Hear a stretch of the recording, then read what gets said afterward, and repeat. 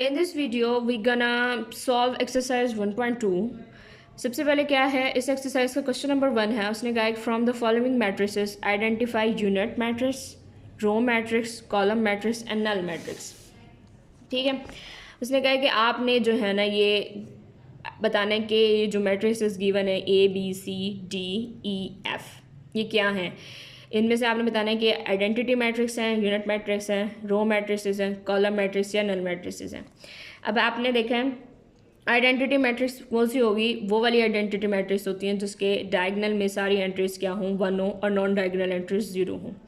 Row matrix वो होंगी जिसके पास if it has only 1 row. Column matrix कब होगी, जब उसके पास ओनली 1 कॉलम हो। और नल मैट्रिक्स क्या है कि सारी एंट्रीज जो हैं वो हमारे पास 0 हों। अब मैट्रिक्स ए की तरफ हम देखते हैं कि इसमें सारी एंट्रीज क्या हैं, 0 हैं, तो मैं यहाँ से कह सकती हूँ कि ये नल मैट्रिक्स है। बी की तरफ देखें, इस पे बस इसको हम क्या कहेंगे कि इसके पास सिर्फ एक ही रो बन रही है, तो बी मैट्रिक्स क्या है, हमारे पास रो मैट्रिक्स है। सी में देखें, इसके पास सिर्फ एक कॉलम बन रहा है, तो ये मेरे पास क्या है, सी जो मैट्रिक्स है ये कॉलम मैट्रिक्स है। अब डी में देखें, डी में हमने क्या पढ़ा था कि डी जो है उसमें देख रहे हैं कि हमारे पास डायगनली जो है 1 है और नॉन डायगनल एंट्रीज 0 है, तो मैं यहाँ से कह सकती हूँ कि मेरे पास डी जो है वो आइडेंटिटी मैट्रिक्स है। ई में देखें, सिर्फ एक 0 एलिमेंट है, तो ये ई जो है हमारे पास क्या है, नल मैट्रिक्स है। एफ देखें, उसमें क्या है 5, 6 और 7, ये एक कॉलम बना रहा है, तो मेरे पास एफ क्या है, ये भी क्या है, कॉलम मैट्रिक्स है। क्वेश्चन नंबर 2 में है कि from the following matrices identify square matrix, rectangular matrix, row matrix, column matrix, identity matrix और नल मैट्रिक्स। हमने आइडेंटिफाई करना है इन सारी की, ये सारी जो उसने गिवन है। अब स्क्वायर मैट्रिक्स क्या था, स्क्वायर मैट्रिक्स वो मैट्रिक्स होता है जिसकी रोज एंड कॉलम्स बराबर हो। रेक्टेंगुलर मैट्रिक्स क्या होता है, जिसकी रोज एंड कॉलम्स बराबर ना हो। रो मैट्रिक्स क्या होता है, जिसके पास सिर्फ और सिर्फ एक ही रो हो। कॉलम मैट्रिक्स क्या होता है, जिसके पास सिर्फ और सिर्फ एक कॉलम हो। आइडेंटिटी मैट्रिक्स क्या होता है कि उसके पास जो है डायगोनली जो उसके एलिमेंट्स हों, आइडेंटिफाई सिर्फ 1 हो। और नल मैट्रिक्स क्या होता है, जिसके पास सारी 0 एंट्रीज हो। अब पहला पार्ट देखें, -8, 2, 7, 12, 0, 4। मुझे ये रेक्टेंगुलर मैट्रिक्स लग रहा है क्योंकि इसके पास देखें, इसके पास क्या है, 2 रोज़ हैं और 3 कॉलम्स हैं। तो रेक्टेंगुलर मैट्रिक्स वही होता है ना जिसके पास number of rows and number of columns बराबर ना हो। क्वेश्चन नंबर 2 पे देखें कि 3, 0, 1, इसके पास सिर्फ एक कॉलम बन रहा है और 3 जो हैं वो रोज़ बन रही हैं, तो मैं यहाँ से ये कह सकती हूँ ये हमारे पास कॉलम मैट्रिक्स है। 3 में देखें, इसके पास 2 रोज़ हैं और 2 ही कॉलम्स हैं, तो ये क्या है, स्क्वायर मैट्रिक्स है। स्क्वायर मैट्रिक्स की यही डेफिनेशन के number of rows and number of columns बराबर हों। 4 देखें, 1 और 1, डायगनली मैं देखूं तो मेरे पास 1 और 1 और नॉन डायगनल एंट्रीज 0 है, तो ये क्या होगी, ये आइडेंटिटी मैट्रिक्स होगी। क्वेश्चन नंबर 5 में देखें क्या है कि 3 मेरे पास रोज़ बन रही हैं, 2 कॉलम्स बन रहे हैं, तो ये क्या होगी, ये मेरे पास रेक्टेंगुलर मैट्रिक्स होगी, क्योंकि रेक्टेंगुलर मैट्रिक्स में हमने यही पढ़ा है कि रोज़ एंड कॉलम्स बराबर ना हो। 6 में देखें तो हमारे पास क्या, एक रो बन रही है और 3 कॉलम बन रहे हैं, तो मेरे पास ये क्या है, ये मेरे पास रो मैट्रिक्स है। 7 में देखें, 1, 0, 0, ये मेरे पास एक कॉलम बना रहा है, तो ये कॉलम मैट्रिक्स है। 8 में देखें, 1, 2, 3, -1, 2, 0, 0, 1 और 1। अब इसमें कितनी रोज़ हैं, इसमें 3 रोज़ हैं और 3 ही कॉलम्स हैं, तो ये क्या होगी, स्क्वायर मैट्रिक्स होगी। आगे 9 में देखें, इसमें क्या है, सारी एंट्रीज मेरे पास 0 हैं, तो ये क्या होगी, ये नल मैट्रिक्स होगी। क्वेश्चन नंबर 3 में कह रहा है from the following matrices identify diagonal, scalar and unit matrix. आपने ये सारी बतानी है। अब आइडेंटिफाई करनी है डायगनल एंट्रीज कौन सी थी, वो स्केलर मैट्रिक्स, वो स्क्वायर मैट्रिक्स डायगनल मैट्रिक्स होगा कि उसके पास एटलीस्ट उसके डायगनल में एक नॉन ज़ीरो हो और नॉन डायगनल उसके क्या हो, 0 हो। स्केलर कौन सा था, अब डायगनल मैट्रिक्स स्केलर मैट्रिक्स तब होगा जब उसके पास क्या हो, सेम एंट्रीज हो डायगनली और नॉन डायगनल्स तो 0 हो। यूनिट मैट्रिक्स तब होगा जब उसके पास 1 और 1 हो उसकी एंट्री में। अब A, B, C, D, E में मुझे ये सारे बताने के डायगनल, स्केलर और यूनिट मैट्रिक्स हो। ए की तरफ देखें, इस ए जो है वो मेरे पास स्केलर मैट्रिक्स है। अब देखें इसके पास जो है वो डायगनल एंट्री सेम आ रही हैं और नॉन डायगनल उसके पास ज़ीरो आ रही है। हमने यही डेफिनेशन पढ़ी थी ना स्केलर की कि जो भी हमारे पास एंट्री हो डायगनल में वो सेम हो। अब बी में देखें, इसमें हमारे पास क्या बन रही है। अब बी जो है वो मेरे पास डायगनल है, क्योंकि उसने कहा था कि डायगनली आपके पास क्या हो, कोई भी नॉन जीरो हो और नॉन डायगनल एंट्रीज आपके पास ज़ीरो होनी चाहिए। सी में देखें ये आइडेंटिटी मैट्रिक्स या यूनिट मैट्रिक्स है, क्योंकि हमने आइडेंटिटी या यूनिट मैट्रिक्स की डेफिनेशन में यही पढ़ी थी कि उसके पास जो है वो एंट्रीज डायगनली 1 होनी चाहिए। डी में देखें, डी हमारे पास जो है वो डायगनल मैट्रिक्स है, क्योंकि हमने यही डेफिनेशन पढ़ी थी कि उसके डायगनली कोई भी एक ज़ीरो, मतलब एक ज़ीरो हो, मतलब नॉट ज़ीरो होना चाहिए, एक ऐसी एंट्री होनी चाहिए जो ज़ीरो ना हो। तो ये मेरे पास क्या है, ये मेरे पास डायगनल मैट्रिक्स है।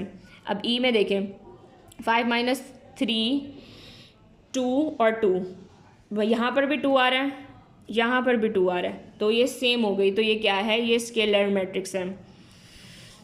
ओके, क्वेश्चन नंबर 4 में क्या कह रहा है कि आपको उसने find matrices negative of the matrix a b c d and e even. अब उसने आपको ये मैट्रिसेस दी हैं और उसने कहा है कि आप इस क्वेश्चन में मुझे इनका नेगेटिव निकाल के दें। ठीक है, अब मैं ले लेती हूँ, अब मैं इनका आपको नेगेटिव निकाल के देती हैं। सबसे पहले उसने दिया है ए इज इक्वल 1 0 -1। उसने कहा है कि इसका नेगेटिव निकाल के दें। अब हमने क्या पढ़ा है कि हम पहले तो इसको इस तरह लिखेंगे -a। ठीक है, नेगेटिव कैसे निकालते हैं कि इसकी एंट्रीज का साइन चेंज कर दूं। अब ये पॉजिटिव था, नेगेटिव हो जाएगा, और ये जो नेगेटिव हो वो पॉजिटिव हो जाएगा। बी मैट्रिक्स देखें 3 2 -1 1। इसका नेगेटिव कैसे निकालेंगे, पहले इसको इस तरह लिखेंगे और -3 -2 1 और -1, इसका नेगेटिव निकल गया।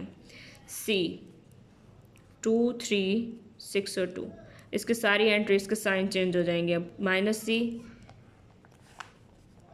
-2 -6 -3 -2, ये मैंने इसका नेगेटिव निकाल लिया। अब D जो है क्या गिवन है, D is equals to -3 -4 2 5। Negative basically ये होता है कि आप उसकी एंट्रीज का साइन चेंज कर दें। -D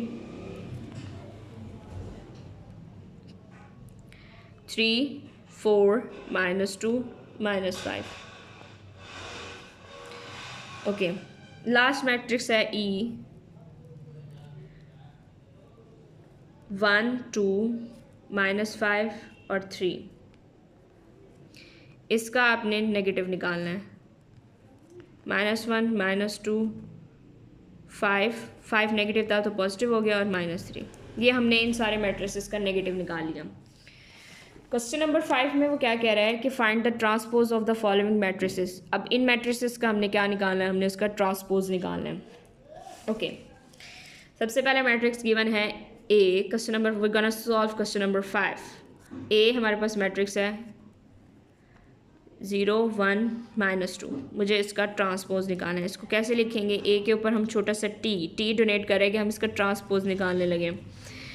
अब ये रो, ये मेरे पास क्या है, रो 3 रोज़ हैं और एक कॉलम है, तो ये कैसे लिखे जाएंगे, इसके ये रो को उठा के मैं कॉलम में लिख दूंगी 1 0 1 और ये -2। ये मैंने इसका ट्रांसपोज निकाल लिया। अब आगे है b इज इक्वल्स टू 5 1 -6। इसका अब हमने ट्रांसपोज निकालना है। कैसे निकलेगा,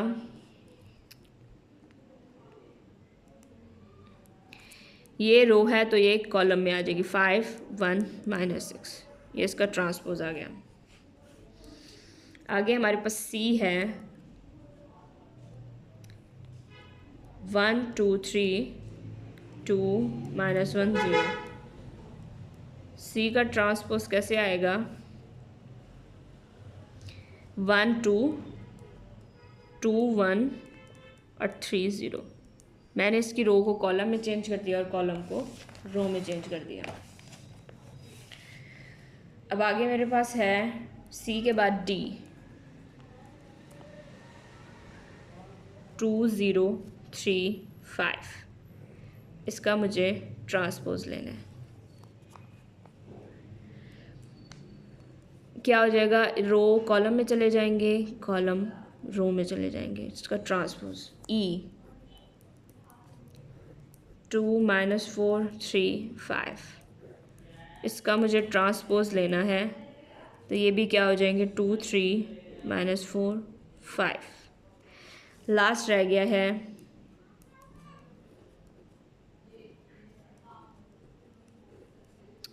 एफ़ का ट्रांसपोज लेंगे तो क्या हो जाएगा 1 2 3 4।